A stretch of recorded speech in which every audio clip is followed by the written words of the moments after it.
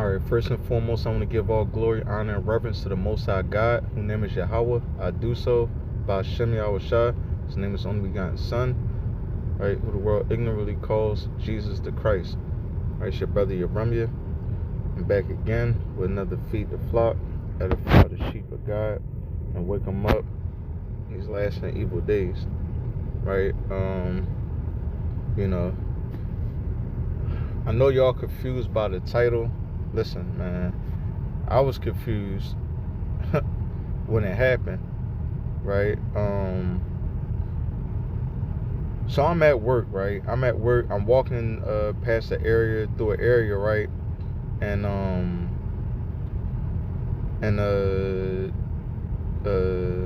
these two guys is there, they talking, right? I told a priest that's in our camp, all right, this is just 189 or whatever or why I don't really bang with people in this job, right? Because people are just so worldly. It's just so disgusting at this point, right? I don't have no ties with any of them or anything like that, so I really don't bang with them like that, and it's a lot of bite backing, backstabbing, talking behind people back, right? And a lot of it is males, by the way. But to stay on point with this topic, oh goodness, but to stay on point with this topic, right, so I'm walking past these two men talking, right, and Salakia too, with the sound in the background. I gotta do my sit downs in the wheel, it's a whole nother situation. Like, everybody try to see what one person's doing, try to think that they can do it. So I can't go into these chill areas that I used to. But I digress though. So I'm walking past an area where it's these two brothers, they talking, and honestly, my goodness, I'm not even really paying it no mind. I'm not really paying it no mind until I hear one of the brothers say some outrageous statement. So I'm walking by and I hear the brother say, "Oh yeah, my girlfriend is married." And I just stopped. Like, my right foot stopped because I was making a step, and I just stopped. I didn't even lift the foot back up to proceed in walking. I just stopped and I just turned around and I was like, "Oh, my fault, bro, my fault. What you just say, bro?" He was like, my girlfriend, she's married." I was like, "I thought that's what you said." And I just kept proceeding to walk. And I pondered on this, and I was thinking about this, like, dang, man, if he talking about what I'm talking about, it's wicked as hell. But guess what?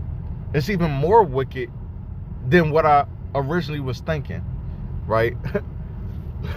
So I waited till I had an opportunity to just talk with him alone, and just talk with him alone. So I asked him, I was like, "Bro, what did you mean by that statement?"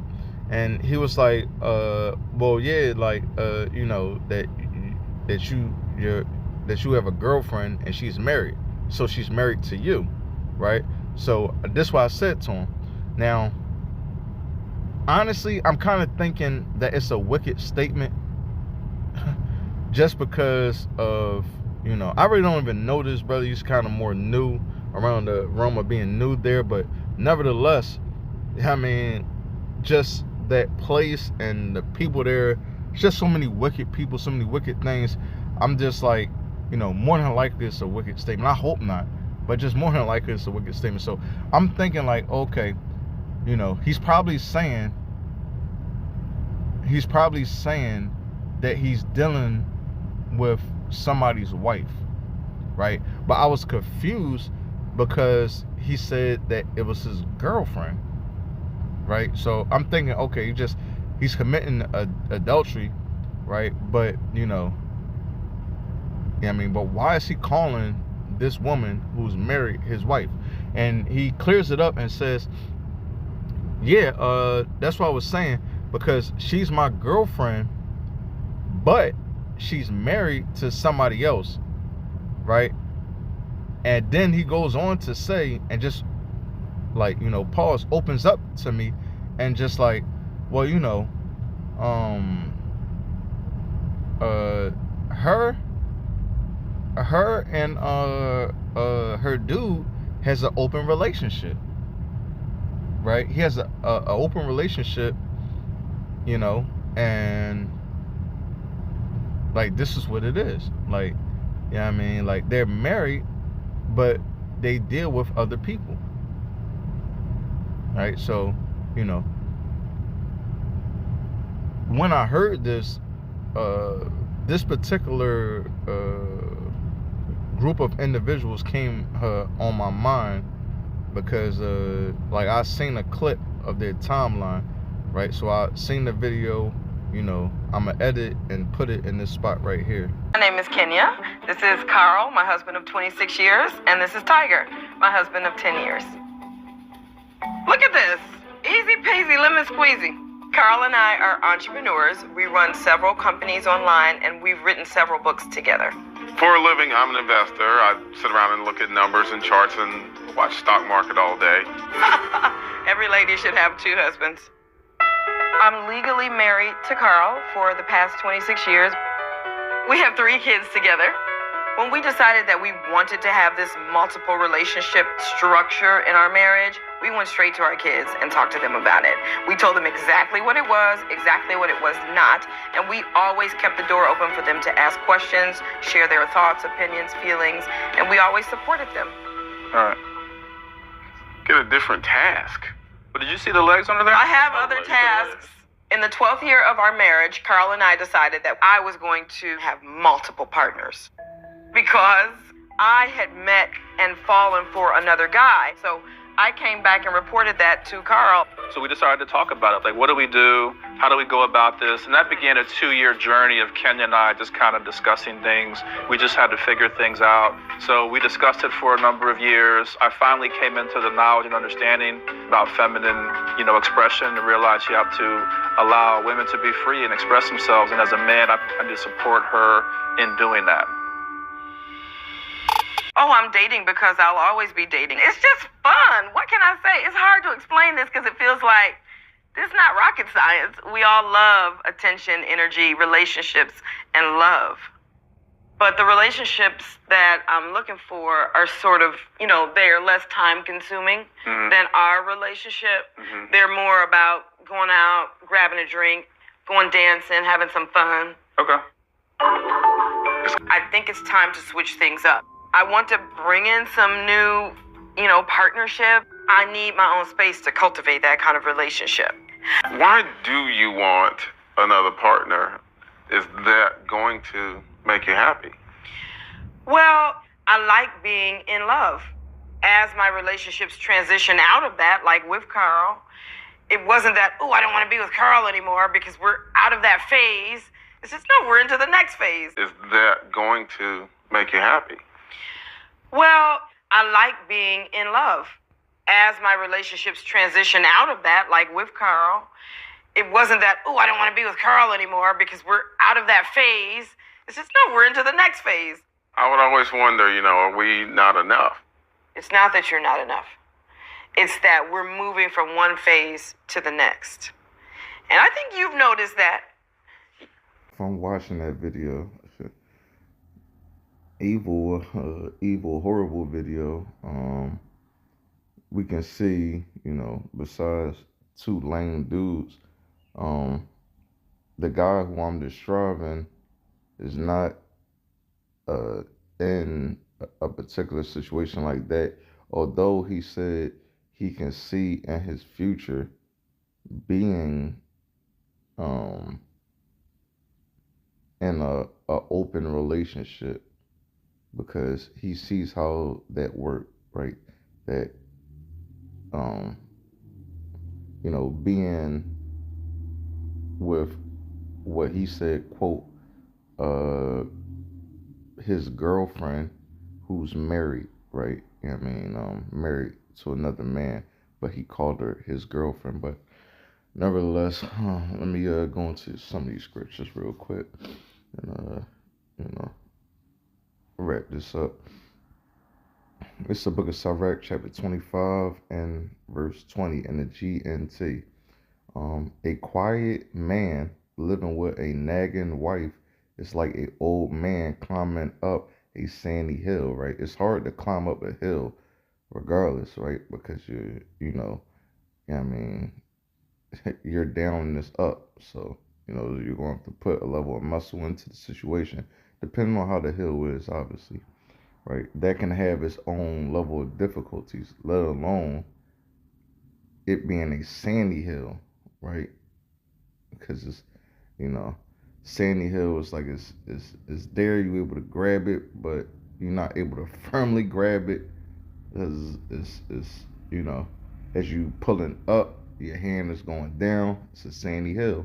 And then the fact that you're an old man, so now you don't even have the strength that you had, prior in your younger days, right? The Bible is saying that a quiet man living with a nagging wife, right? You living there like, yup, yup, yup, yup, yup, babe, yup, while she blacking out and snapping on you. I mean, that's just like trying to climb up a hill, is you being an old man with less strength, right? And a sandy hill, right? Talking about some happy wife, happy life, right? I'm gonna jump down verse 22. When a man no, let me go down further. Time's sake. Verse 23. A bad wife will make her husband gloomy and depressed and break his heart. Right? We see these with these two jokers, right? The second dude, he's just committing adultery, right? Whether if not these dudes know or not, right? He's just committing adultery. Right, and the first sucker, he's just like kind of happy, like they're both goofies. So eventually, trying to live with an aggressive and so-called today's woman, right, is going to make you depressed. Right, it's going to break your heart. Right. Show me a timid man. Both of these jokers, right? Show me a timid man who can never make up his mind, and I will show you a wife who doesn't make her husband happy, right? Verse 25, don't let a bad wife have her way, right? What are we doing, right? Is this going to make you happy to have a third husband? No. She's telling you no. She's going to want a fourth, a fifth. Sorry for saying this, I mean, but she's going to want basically all of her holes clogged up. I mean, like, this woman is a monster. Like, she is a monster. Right? She literally has two men, and I watched enough of this video. I just edited to put it in here. Right? She has two men banging her on different days, right? But that's not enough. Right? She is a monster, like, by every stretch of the imagination, right? Don't let a bad wife have her way any more than you would allow water to leak from a cistern, right? So you wouldn't do that, right? You wouldn't let your faucet just keep dripping and running, you know? You know what I mean? You're gonna try to stop that. The water bill gonna be high as hell, right? Right, so you're not gonna let your wife have her way as much as she can act like a kid and whatnot. And sometimes you may please her, and whatnot, just to shut her up because she act like a kid. But just like a kid, you're not gonna let a kid have their way all the time. You understand? It's just not gonna be right. It doesn't make sense, right? In this last verse, um, if she won't do as you tell her, divorce her, right? Right. This is the book of Sirach, so this is going into wisdom. So, I guess it's more so, with this last verse 26, appealing to the wisdom that Moses gave, right? And this is no disrespect against the powerful Levite brother, but what is it? Um, Deuteronomy 24, I think 1 through 4, something like that. Something around there. I may be a little off on the verses, but I believe it's the 24th chapter where Moses says, if your wife is not pleasing to you, you can divorce her. Now, obviously, if she does, abominable act like adultery, right, and other things, from like how Christ said, because I'm a listen to the Messiah on this matter. Again, no shot against the powerful Levite brother, but I'm gonna listen to the Messiah on this note. He says you only divorce your wife due to fornication, right? And that fornication can be a plethora of things. It's it's an unlawful sexual act, right? It's a fornication, and what they would say in a nutshell is, all right. So that's the only reason why you can divorce your wife, and that is an unlawful act, right? Her talking about she want another husband, and then she got sucker two, and then she about to try to get sucker three. Um, and then there's and then the boy at the job about to, the boy they're talking about some that his girlfriend has a wife. You know, you don't understand how weak that is, bro. You really don't. Let me end with this last one real quick. In fact, let's end with the Messiah words, right? Right. Let me just start at 4. This is the book of Matthew, chapter 19 and verse 4. I'll read it in the NLT. Haven't you read the scriptures? Right. That's the thing. A lot of these brothers and sisters, y'all don't read the scriptures. Right. Y'all want to go and do your own thing. You want to go and follow the nation ways. Right. But you don't go and read the scriptures. Haven't you read the scriptures? YAHAWAH replied, they recorded that from the beginning, the Most High made them male and female, right? Verse 5. And he said, this examples why, or Salaki, this explains why a man leaves his father and mother and joined to his wife, and the two are united into one, right? Instead of being one, these they twain and have now become one flesh, right? Right, two have now became one. Verse 6, since they are no longer two but one, let no spirit, right? Right, he's bonded with his wife. If they're going through something, if they want to have an open relationship, let that be with somebody else, man.